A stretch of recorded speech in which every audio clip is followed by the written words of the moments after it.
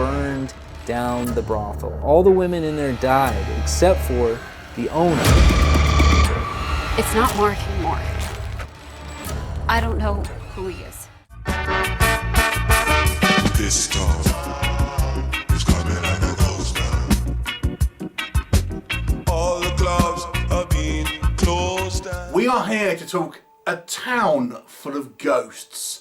And this one is written and directed by Isaac Rodriguez. Now, Rodriguez has directed a few movies, one of which I've reviewed here on the channel called Last Radio Call. So, A Town Full of Ghosts is a low-budget found footage movie, and Last Radio Call was also found footage, so it's clearly this director's kind of wheelhouse.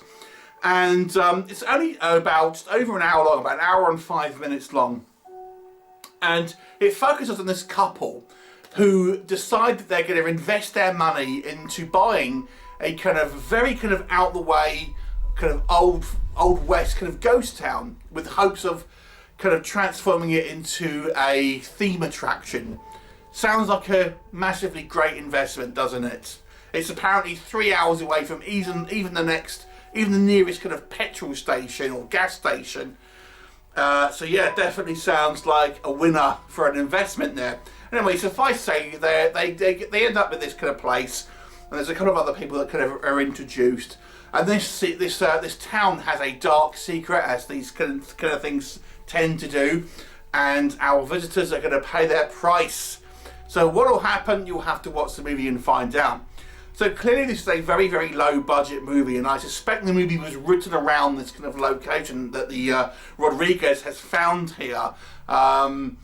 So what can I say that works? Okay, so on the subject of the location, I do think it does actually lend itself to quite a creepy kind of location with all these kind of like old west style buildings, but they're kind of not really genuine kind of like historical buildings. They look like they're kind of quite flimsy, and they're there for kind of like, as they say, either kind of like a tourist attraction, or maybe where you'd have, you know, like a film set almost, like fake kind of buildings. A lot of them we get told multiple times, oh, there is definitely real buildings in the kind of in this facility, in this kind of little town, but a lot of them are kind of fake. And thinking, okay, trying to kind of get around the fact that obviously the buildings kind of look fake in the film, but there you go. But nonetheless, I do think it is a pretty good location, and there are a couple of sequences, particularly one of this kind of saloon, for example, where they hear kind of piano music coming out, and they go in there and it's all kind of dilapidated, and this kind of old style piano doesn't work, and things like this. I thought there is some pretty good kind of like spooky locations, and obviously that found footage aesthetic, it does add to that kind of like ambience, and that I quite liked. And there was actually a couple of inventive shots here. One in particular I thought was quite good. The centerpiece of this kind of particular kind of ghost town is there's actually this kind of maze in there. And there's obviously something to kind of, you know, like a theme attraction for the kids and that kind of thing. And then we have one character kind of going through the maze with a kind of like a camera in hand. But we also have another camera on a kind of drone which is kind of hovering above. So we kind of get an overview, and it kind of oscillates between the two kind of views. And I've got to say, it's quite an interesting and quite inventive kind of like use of the kind of the camera work there, especially in respect this is a found footage movie. Albeit, I do think it actually has a narrative problem, which I'll kind of come on to.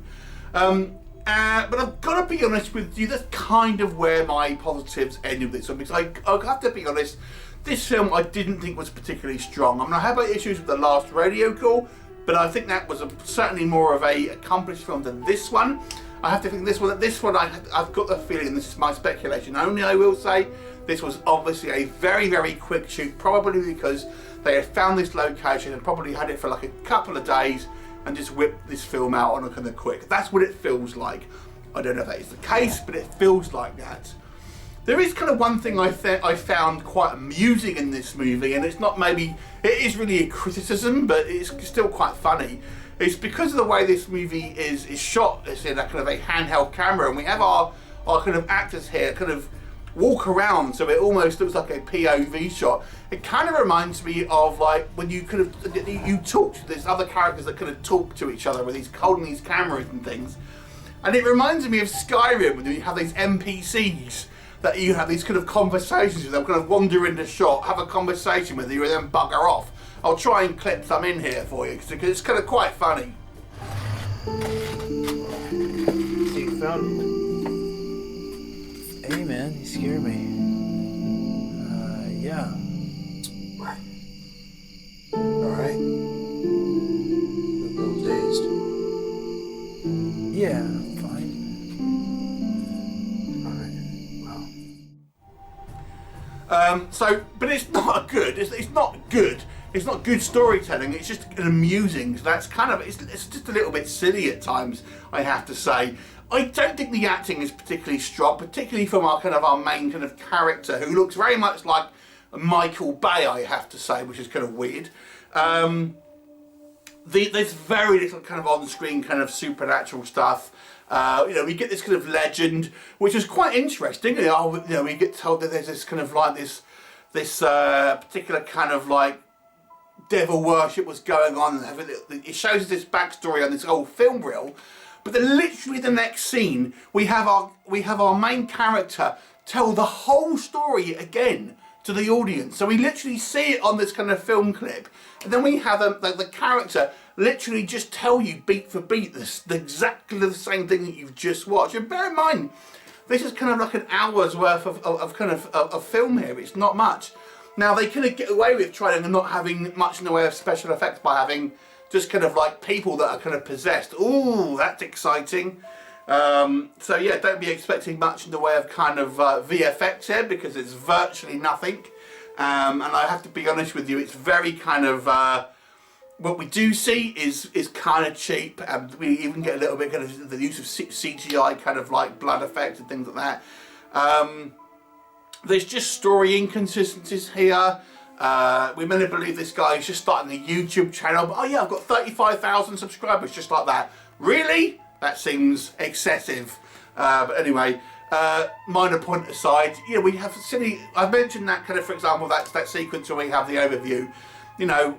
We can see on the camera that these ghostly bodies that we can see on the kind of the drone shot, which is using the camera, but we can't see the ghostly bodies on the camera that's on the handheld. It's like, well, why can you see it with one camera and not the other? It doesn't make sense narratively.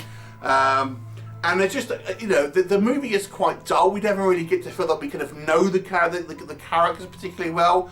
Our main couple seem like you just can't believe that they're a real couple, if you like. The guy just seems away with the fairies and with this these ideas about this investment that seems like clearly a bad investment, and the wife just kind of goes along with it and then kind of starts regretting it when obviously when things kind of starting to go wrong. Think, how is this relationship still together?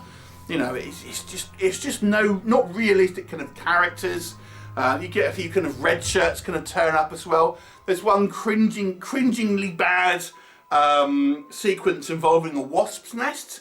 That's all I'll say. It's like, oh my god, that looks terrible. Yeah, it's just overall not a particularly kind of interesting movie. I think, the location I think was probably a good idea for a film, but the film that we got here is just not particularly interesting. I think it was clearly a movie that was just kind of rushed in production and just kind of like bolted the way through without really having much in the way of thought involved to it. It just seems to be very, very kind of a quickly thought out movie, a quickly shot movie that doesn't have a lot of sense, and it's very light on scares, very light on effects, very light on kind of believable characters, and yeah, but it does have some funny NPC sequences, I'll give it that.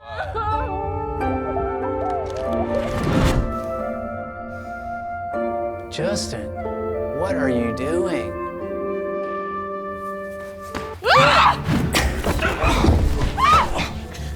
Bitch.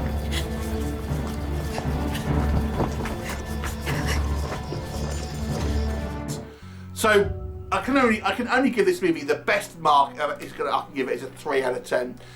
Would you watch it? Have you seen it? Leave me a comment and I'll look forward to seeing you next time. Bye for now.